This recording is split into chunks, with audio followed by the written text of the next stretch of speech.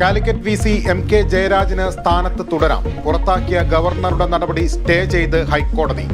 Sree Sankara VC MV നാരായണന്റെ ഹർജിയിൽ കോടതി ഇടപെട്ടില്ല. ഇടക്കാല ഉത്തരവ് VC മാർ നൽകിയ ഹർജിയിൽ.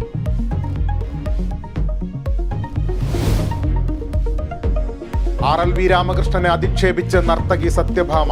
നിറവും സൗന്ദര്യവും ഉള്ളവർ മാത്രമേ മോഹിനിയാട്ടം കളിക്കാവൂ.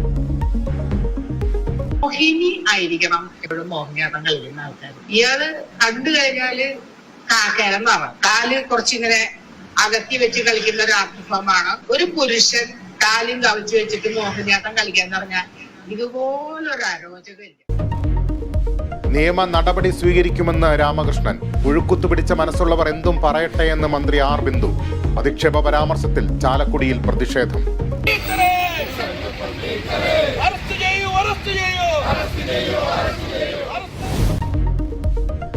പ്രകാശ് ജാവദേക്കറുമായുള്ള കൂടിക്കാഴ്ചയിൽ വിശദീകരണവുമായി S രാജേന്ദ്രൻ. കുടുംബാംഗത്തിന്റെ വിവാഹത്തിന് ക്ഷണിക്കാനാണ് പോയത്.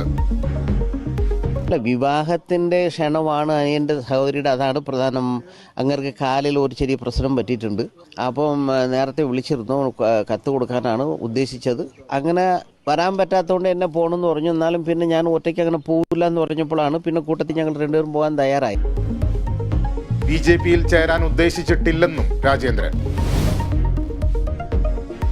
വിഴിഞ്ഞത്ത് അപകടങ്ങൾ ഒഴിവാക്കാൻ മാർഗരേഖ തയ്യാറാക്കുമെന്ന് ജില്ലാ കളക്ടർ. അനന്തുവിന്റെ കുടുംബത്തിന് നഷ്ടപരിഹാരം നൽകുന്നതിൽ തീരുമാനമായില്ല. സർവകക്ഷി യോഗത്തിൽ നിന്ന് കോൺഗ്രസ് ഇറങ്ങിപ്പോയി. സ്വർണ്ണവില 1,00,000-ഓടടുത്തു. ഗ്രാമിന് 100 രൂപയുടെ വർധന. പവന് 800 രൂപ കൂടി 49,440 രൂപയായി.